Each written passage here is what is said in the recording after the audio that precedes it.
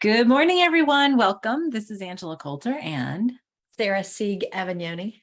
bringing you this week's Living Ascension. And on Halloween, what else could we talk about than the dun dun dun? Right. As my Like, dogs bring their squeaky toy in. Like, oh, it's a party. It's a party. Look, it's funny. I have my black cat switch on. I'm like, okay, I have my Merlin eye. It's like, we should put that up here for the third eye. Right there. Right. Oh, yeah. Yeah. I'll make it tighter. Good morning, Yasmin. So yeah, what a great topic. And it was funny because we had an entirely other topic, like in line. So that'll be next week.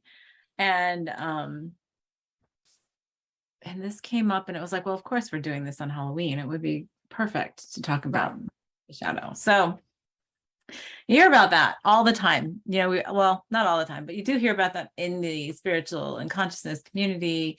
You hear the term shadow work and have you done your shadow work and like da da da. And most people are like, oh yeah, I did that on Sunday afternoon and check that. Right. Except Or I really don't feel that applies to me. Oh yes. That's a real common one. Is oh yeah, no, I don't have that. I don't have to do that. I don't have that. I'm good. And it's so funny because as soon as people say that to me, I'm like, well, then there's something like, oh yeah, no, don't want to look at that. There's that shadow side right there. The shadow right there just came popping right out. So today we are just going to invite it in, give it a big hug, and thank it for it being there. Because so from a consciousness standpoint, the shadow is that whole thing that we created in duality, right? When we created the me and not me, right? It's the perception of not me, which created a shadow, right? Which would then, because it would create this depth and this reflection back to us of what's inside and pretending that it's outside. Right. So when we talk about it in terms of consciousness, we talk about it in terms of like ego and the quest for separation and identity, which isn't bad. It just is, right? But we do often deem it bad. Well, we judge it. Yes. We judge it, and we judge it to where that's what creates the separation, is the judgment. And then we create more of it by judging it, right? So we create more separation. And then so it's like, okay. And then we talk about what we call the ego's energies, which are, fear, anxiety, shame, guilt, doubt, anger, resentment, envy, all that kind of stuff, right? All having to do with the not me and creating. Or, I always think of it as I want to be a good person. Right. So I relegate all these things that I judge as bad into the shadows. Right. And so when you look at Carl Jung and Jungian psychology, which is a big little corridor of psychology, right? Carl Jung did a whole bunch of stuff about the shadow and talked about where the shadow comes from, which, it ties in so perfectly into what we're talking about, just from a different explanation and standpoint, which is why I wanted to bring it in, is where, the shadow are the things that we repress about ourselves. And in Jungian psychology, it's how we suppress the parts of ourselves that are not up to the standard that we're taught is supposed to be, right?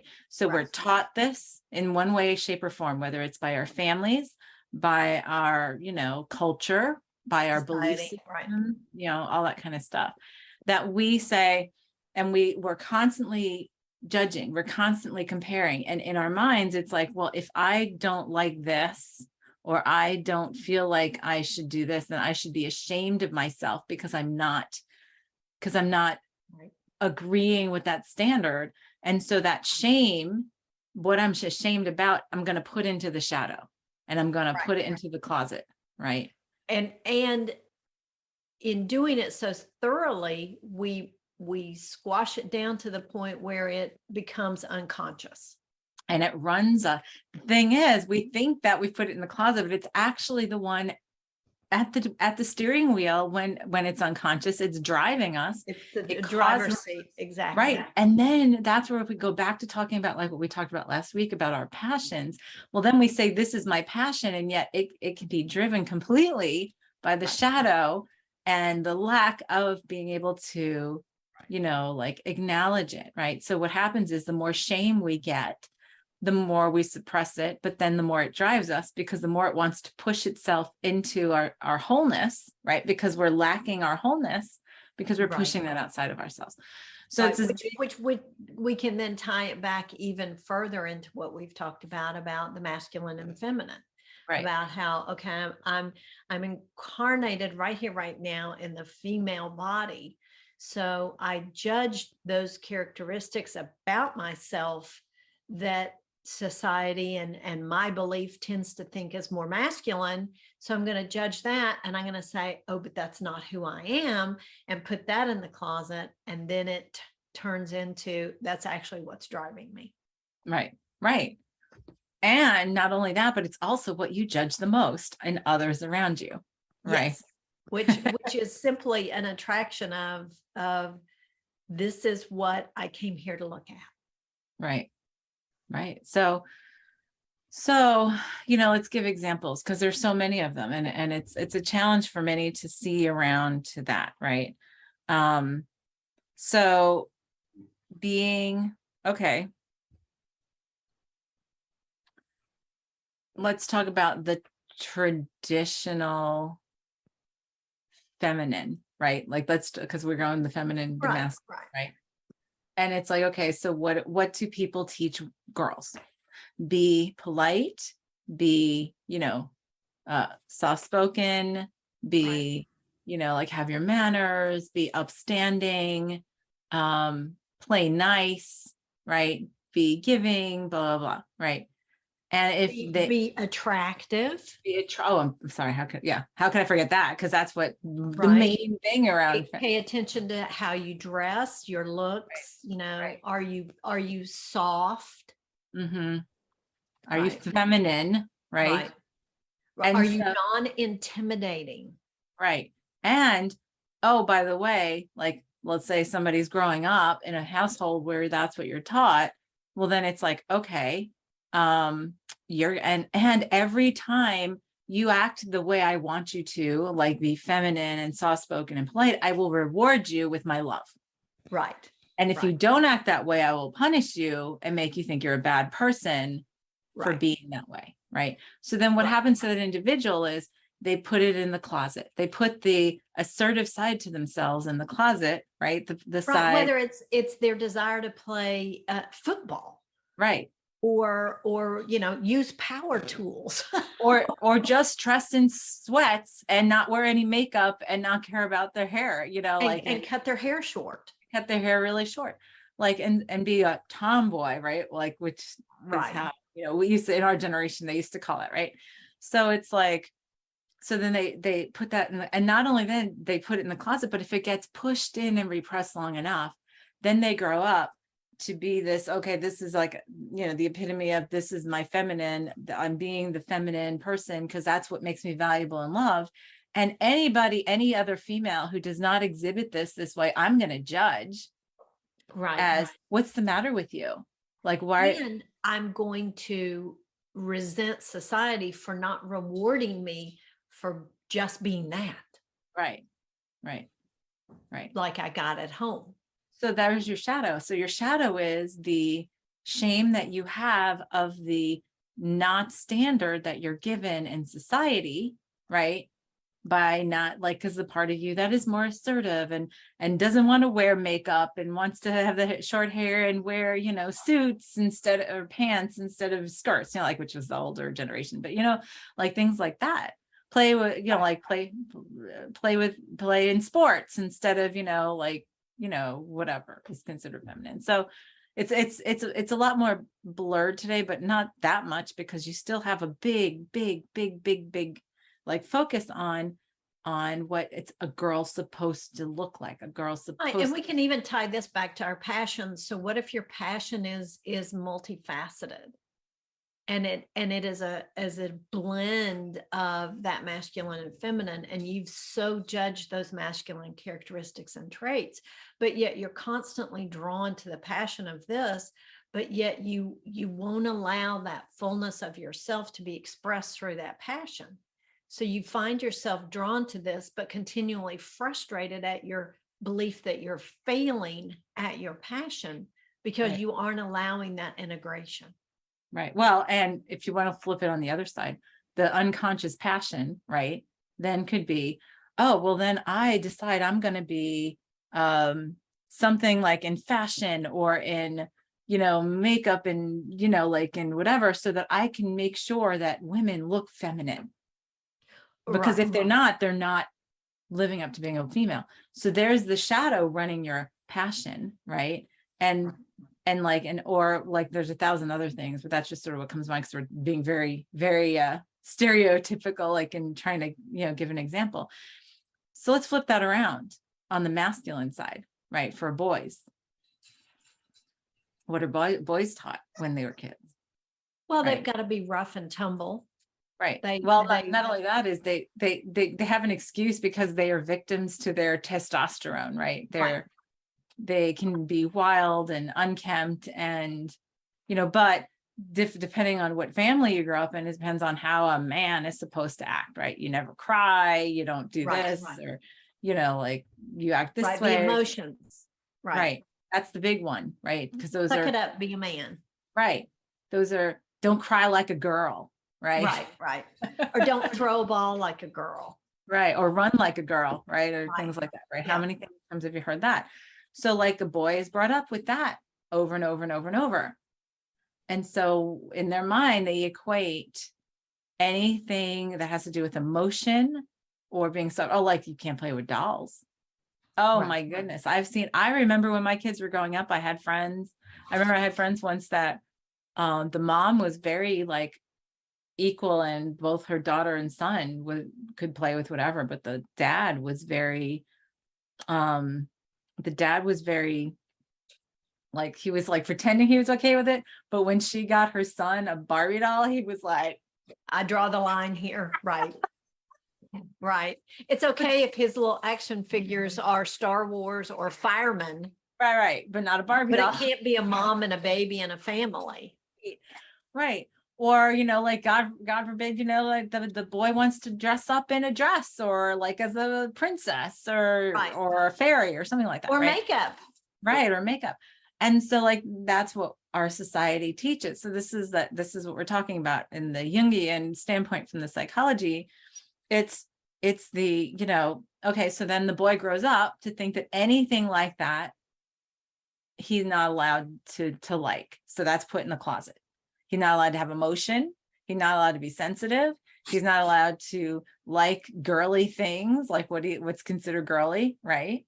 And so then what does he do? He grows up and he criticizes other men who are more comfortable in their own skin, right, and being emotional and liking makeup or, feminine clothes or whatever, because that's the judgment that's being projected because the shadow is driving him unconsciously. And then again, it could be this passion of, how to, like something very manly. It's got to be a manly kind of, like passion to like make sure that it helps others do that because that's not good enough because that's what he was taught and he believes. So it's like, those are examples of letting the shadow run you. Right. Unconsciously. Well, and in your body's and your energy's desire to come back to that wholeness and come back to that balance, you're constantly attracting things that give you the opportunity to do it differently, to embrace that balance.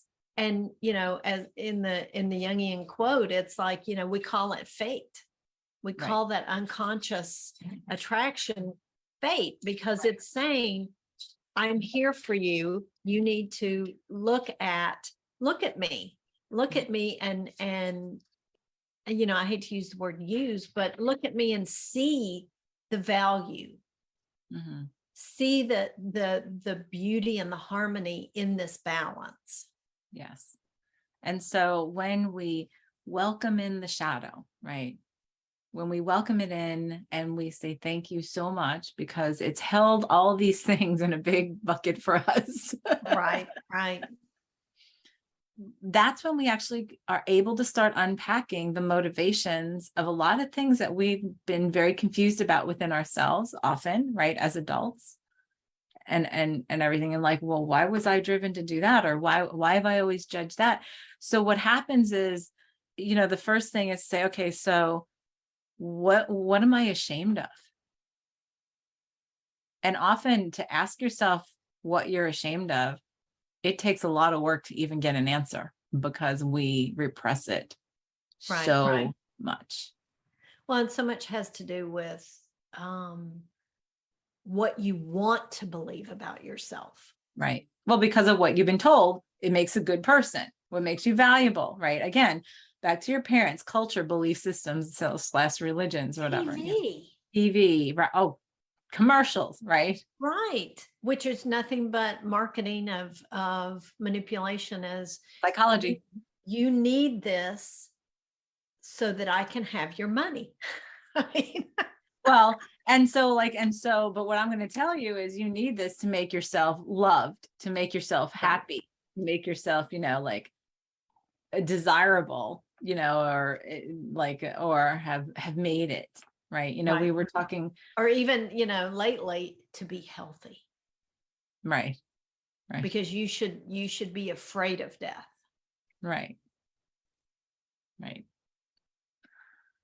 And so, like in consciousness, it's like, okay, so that's where the shadow work begins. So this is a very big crossover with psychology and consciousness and spirituality. Right. It's a big stepping stone in terms of our own growth and evolution, because first of all, it's the first step is, what am I ashamed of? What am I ashamed of showing about myself to the world? Right. And I've said, where am I trying to hide that I feel less than? right. And it's very tricky. It's a very tricky thing, because as it's been pushed into the unconscious in many cases, we could spend, I mean, when we get past the shadow stuff, then there's nothing else, because it's all been cleared out, because we have nothing driving us unconsciously anymore, kind of thing. Right. And then it becomes a question of, then you can allow your passions to drive you. You can, you have a more even playing field of what's my guidance, because the shadow's not overriding that. Right. And right. and you can come to a place of really connecting in with that authentic resonance that, we have a whole podcast on, and getting to that place of I have all of this to choose from. So what do I choose? And that to me is, at first it's a little scary, because you have to get to that place of trusting. Right.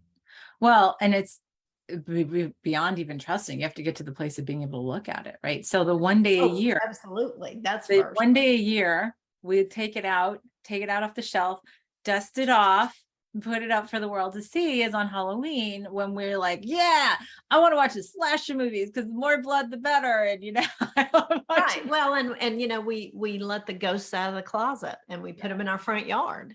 Yes. And so, we all wear makeup. Right. And sometimes it's to reflect the inner demon, right? Or so to speak, the inner demon is just your shadow. It's just your shadow, right? And so we do celebrate it. And it's funny how it's, as time goes on, it's become more and more celebrated, like more and more celebrated on, like being able to be, dark and spooky, and like haunted houses, like the haunted house, like, that people set up to go through as like an amusement, and, things like that. And it's like, well, what if we just took also this day to celebrate that shadow and say, okay, let's have some tea. Let's have some tea together, or maybe some cider. Well, and simply say, okay, I acknowledge that all of this is part of me. Right. And, I did that Friday after we had our conversation, and you sent me an article, and it says, that the shadow is simply parts of me that I don't acknowledge. Right. And in doing so, I mean, it really brought up a lot of stuff and a lot of self-judgment and a lot of surprisingly things that I felt were pretty innocuous. It was like, oh, I've never really looked at it that way. And oh, I've never seen it in those terms. And I mean, and then the self-judgment, like, well, why did I do that? Well, yeah. Well, and that's the thing to be aware of, right? Because when we do finally take it out and have tea with it, the shadow, and we start looking at some things, we are sometimes appalled in judgment of things that we know exist within us, right? But the thing is, the And first, appalled at my treatment of it. right? Well, yeah, like both sides, right? So you're appalled it's there, and then you're appalled that you deny yourself at the same time, right? And Right. so, people go, well, like we all have. So people say, well, I have this thought about whatever. Well, I don't know. Let me think of something, like here's one. I was so angry about this person parking like in 2 spots in the parking lot that I wanted to key their car. Right. Mhm.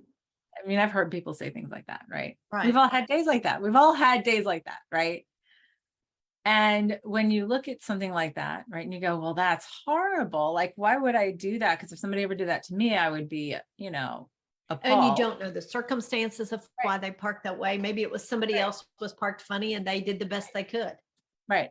So like when you look at that and say, well, like that's just a bad energy or bad emotion or whatever, you say, no, well, where did that come from? That came from the shadow. What's in the shadow that caused you to want to project? Like what made you feel so bad about whatever they did that you wanted to project it onto them because it was inside of you, right? Right.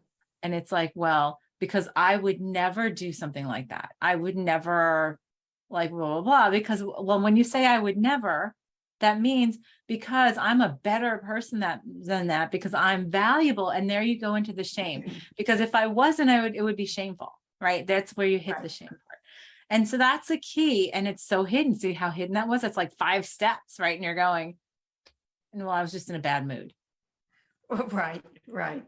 Well, Or no. that just really triggered me. Well, it really triggered me. Well, that's without looking at why it triggered you. what's behind the trigger. Exactly. Exactly. Right. And Well, so, especially lately, things have been coming into my creation of feeling like things aren't fair. It's just unjust. And it's like, okay, so where am I judging what's just or fair or right or wrong? And boiling that down to feeling that lack. oh yeah. And the fair thing that has so many layers, right? Because that's another one. It's like, well, because you're taught that you have to be fair, right? You're taught you have to be fair to be a good person and valuable. Or you believe something and it turns into, well, it actually wasn't true. So you feel foolish. That's been one recently. Right. Feeling the fool. And then it's like you want to just do something so you eliminate the feeling of ever being foolish, which means you don't want to believe anybody. Right. Right. But then instead of looking at, so why do I feel foolish? Why did I create that? Like, why? Or why do I judge the feeling of foolishness? Right. Right. And so like, where have I felt? So this is where it gets sticky because we don't want to look at it. We don't want to look beyond that. We just want to look like the victim and say, I will look at, I was made to look like a fool. Well, right. And that alleviates all responsibility, which, we keep touching on all our courses. We've got trust. Well, you have an entire course on something. Right. And we have a course on the shadow. We have an entire course on shadow work. Right. that we would love for you to embark on with us. And so come on over to our Wonderland, come on over to Living Ascension, and we can fill you in on that. But there's so much, and instead of saying, okay, so what do I believe about being foolish? Right. Right. How do I judge being the fool? Right. And like, whether it's me or someone else. Right. And what does that come from? That comes from see, and it's so funny because even my ego is going, no. Like, no, we don't want to look past that. We don't want to look too closely at that. Yeah. No, it's funny because I'm like, wait, I just had the whole picture and it just totally flew out of my head. It's like, no, we don't want to talk about that. This is what we need. I'll draw the curtain back, but not all of it. I'll leave the sheer there so I can still not see it fully. Oh, oops, did the curtain fall down again? Right. But it's and so with the thing is to be committed to the shadow as much as we are committed to the light, right? We're committed to, because the commitment to seeing our shadow and to allowing it up into our consciousness, because it allows us to really start figuring out the puzzle of what is making us tick because of all of those unconscious things. So that's why when we commit to doing that, and it's like, okay, so what I'm going to do after we get done, because you're right, the feeling the fool, that was a big thing for me over the past year or so, like kind of thing. But it has been for me. And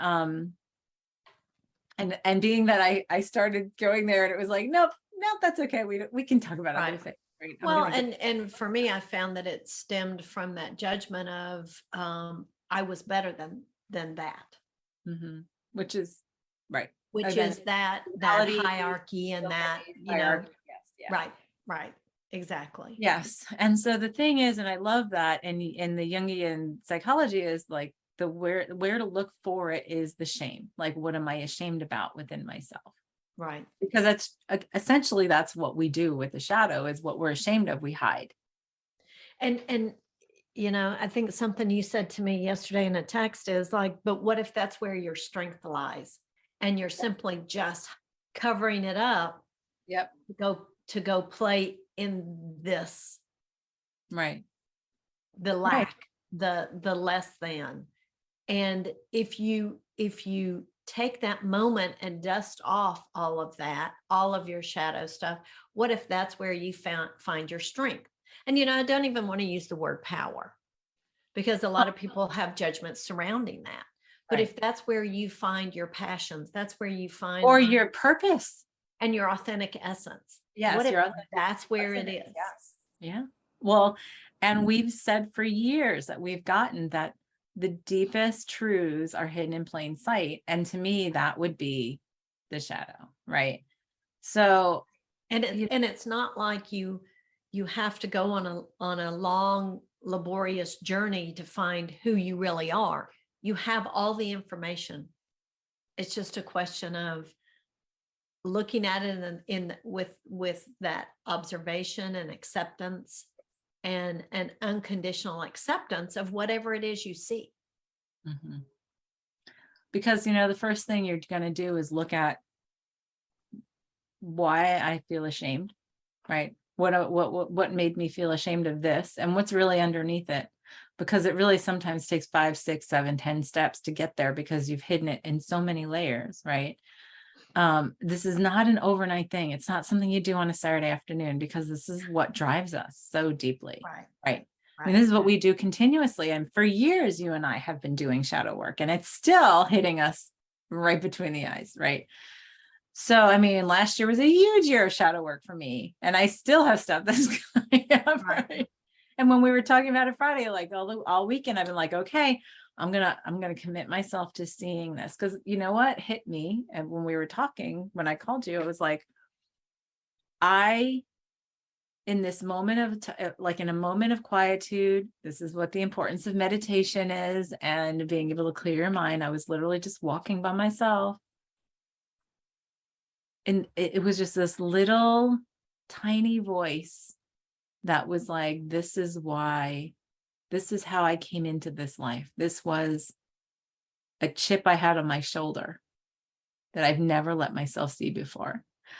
And then all of a sudden it was like, ba-tink, ba-tink, ba-tink. It was like a domino effect. Like all of a sudden I could see so many things. And I was like, it was that one little voice that said, remember this.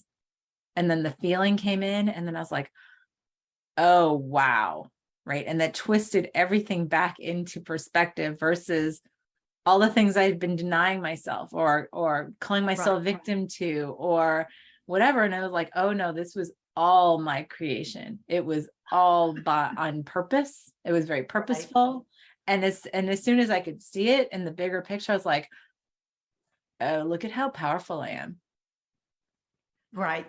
Right. And if you can keep that perspective and turn it around to that self-responsibility, which is and all right. And that was right, the whole course, right? But it was me being able to stay out of judgment. So I judged it I let myself judge it for about 20 minutes. And then I was like, oh my God, I can't believe I saw that. Blah.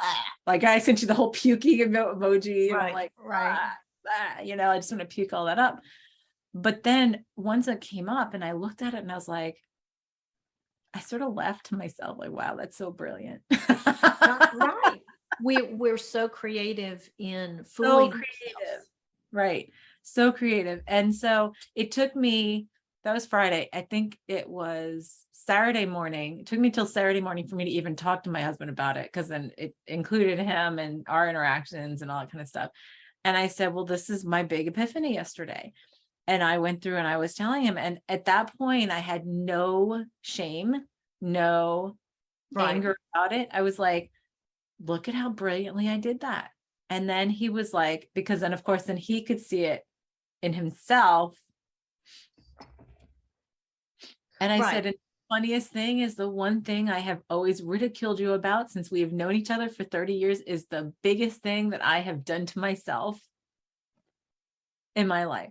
I said, how funny is that? Ha ha. Right. Right.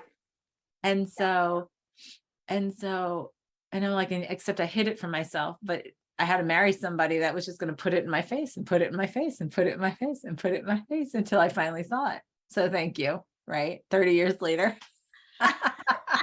Better late than never.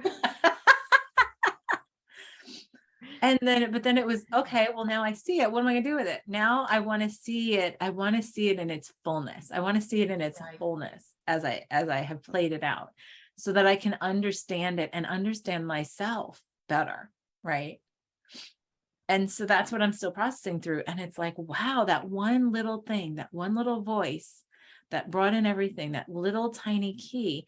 And it all came from my commitment to say, well, I'm going to let it come up. I'm going to let the shadow visit all weekend and just sit with me. And let's have a chat, shall we, and play a game. Shall we play a game? Right. But so it's very cathartic. And now it's like a part of me just wants to go sit in meditation for like the whole week going, okay, let's work with this and see it all and put it all together in a nice little bow with gratitude for being able to see it finally. Right. But this is the working through the shadow. This is all of the other work that we talk about coming to self-love. Self-love is the key. And the more we focus on self-love and being able to get out of the judgment. And of course we have a whole course on self-love too. But the more we get the more we get into self-love and we get out of the judgment and more into self-acceptance, the more then we start to let ourselves see these things. Like I saw so much over this weekend that I probably would never have let myself see 5 years ago.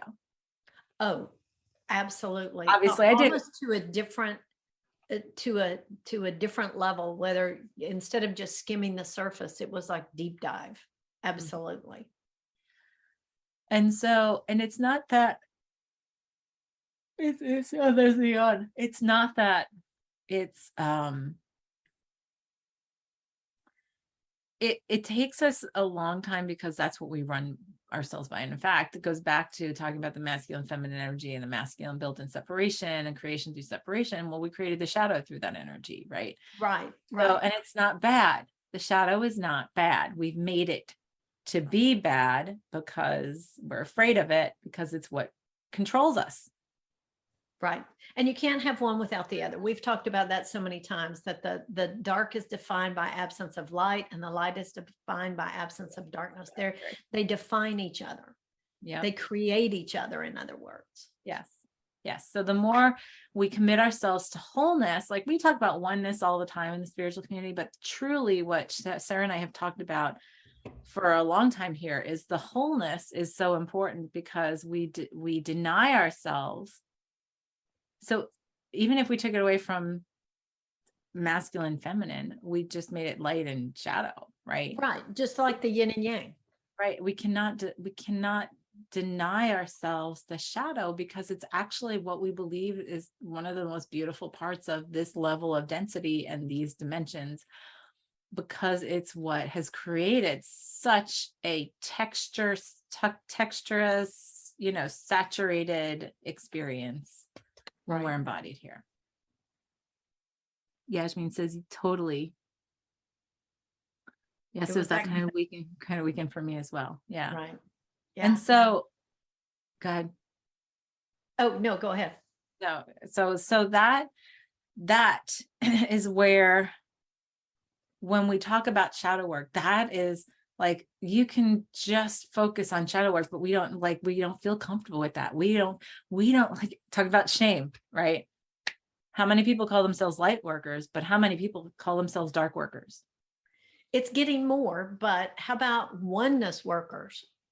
Wholeness workers, right? Right. Like we talk about whole foods or whole paycheck, but what about whole person? Right. Whole consciousness. Whole consciousness. Yeah. There's just whole being, right?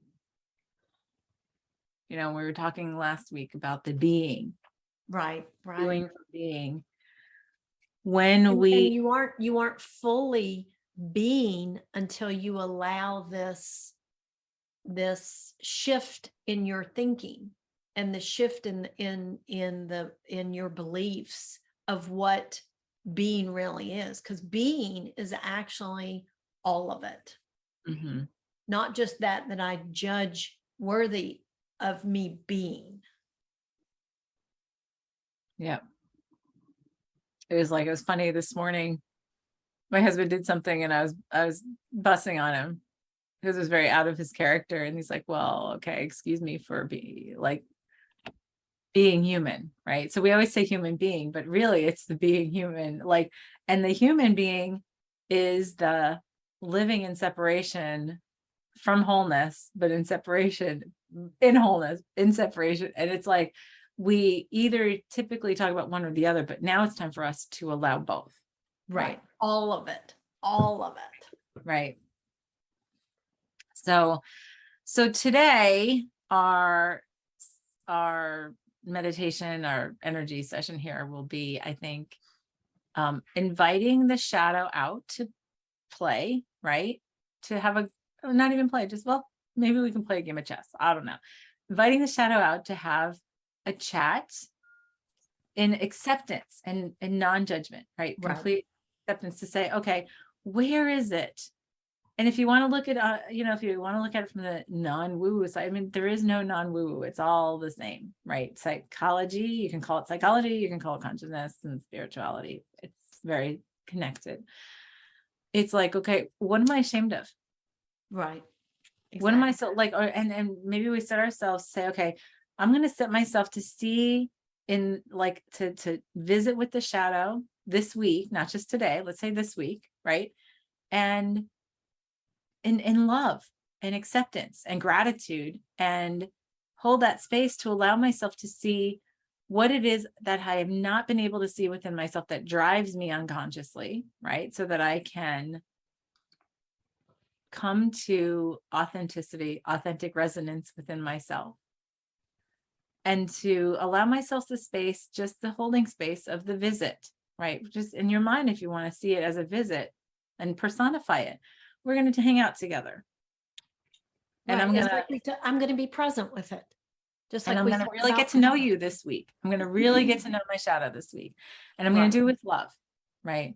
While you're watching all the horror movies or, doing bump in the night or, whatever, doing spooky things. Do that with yourself.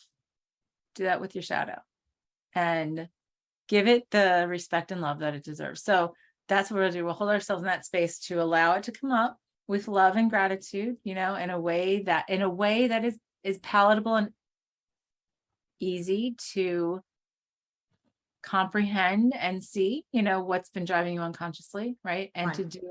to be able to accept that, free of judgment, so that, and to conscious understanding of how to shift that to move beyond it. How's that? That's a lot in one That's a statement. lot. It is a lot, but why not? It's a place to start. The place to start.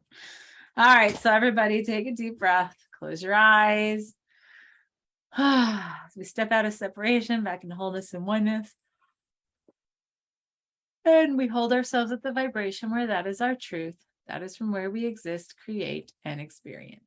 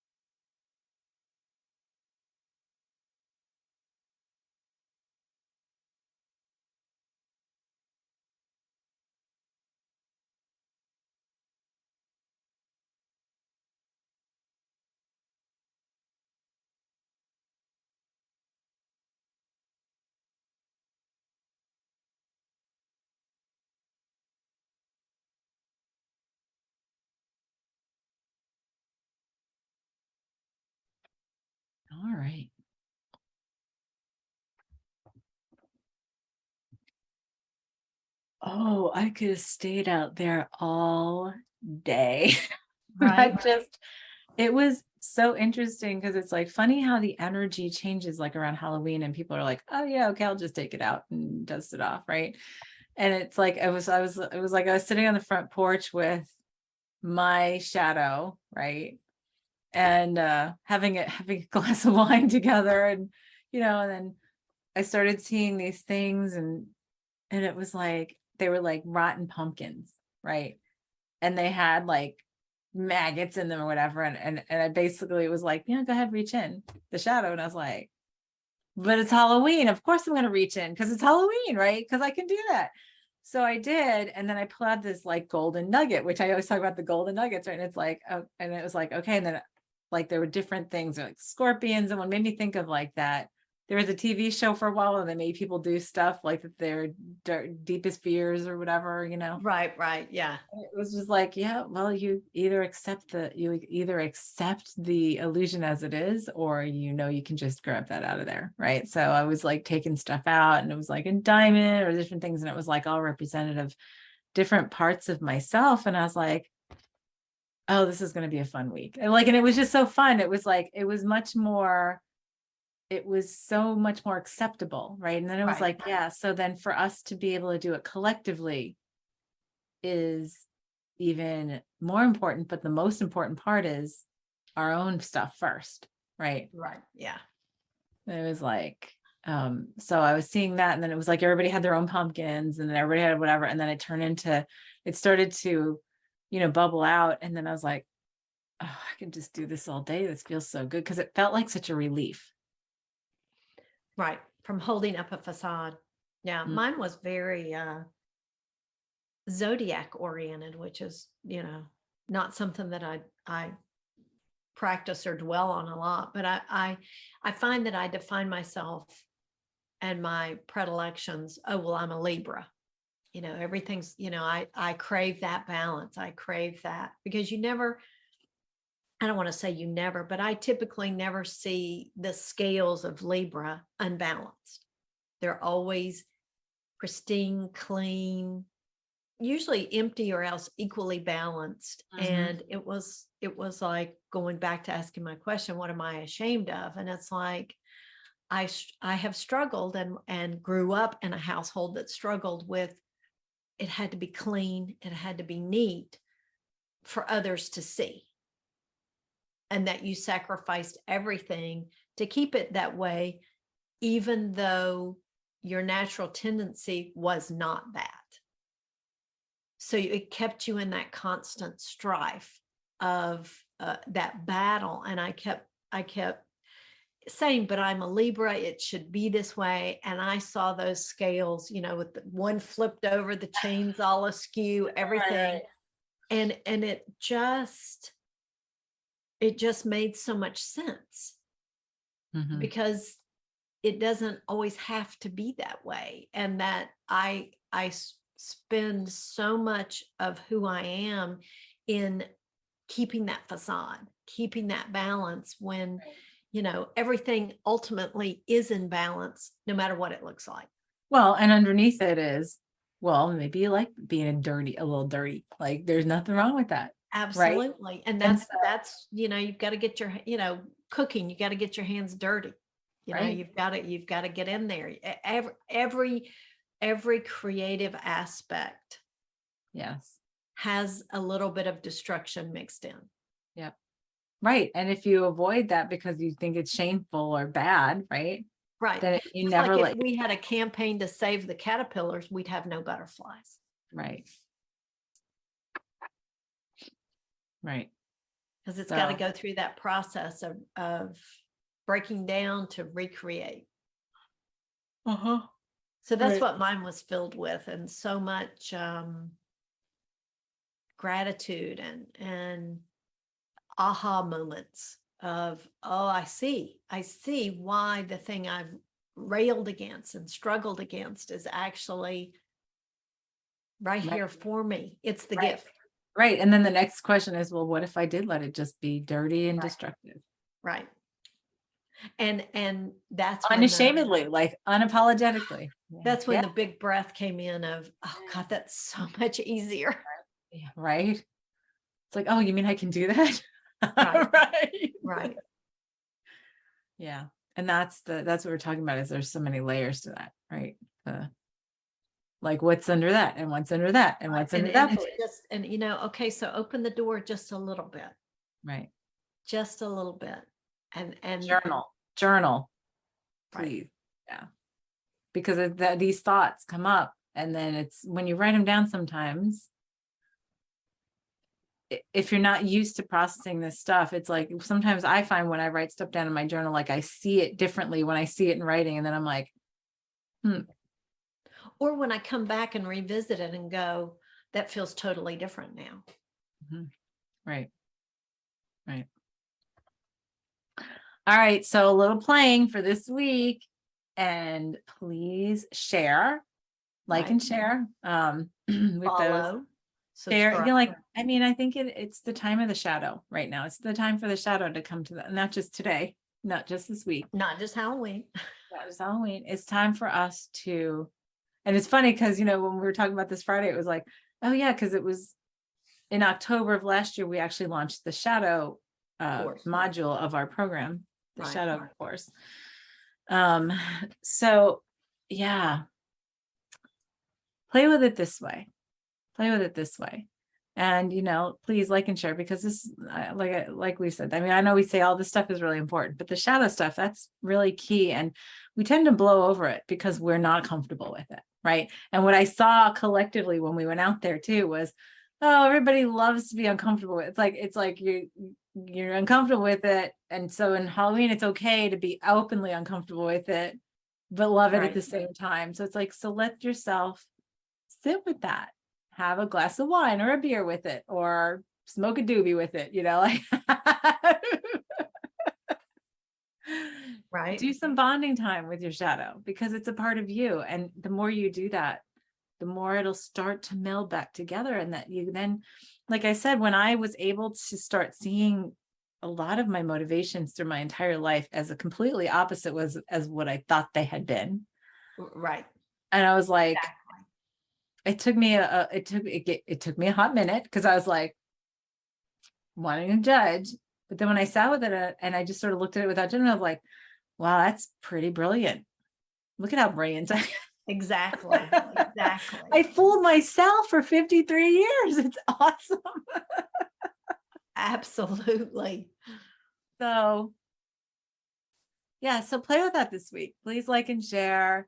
Follow us on social media, and come back next week. And please, this week, put in here on the comments like what you're going through, like how you're doing with your shadow, because we want to hear. Because we want to do this together. Yeah, absolutely. Yeah, and you might not be the only one who's having that same experience. So if you put something out there, somebody else may go, oh, me too.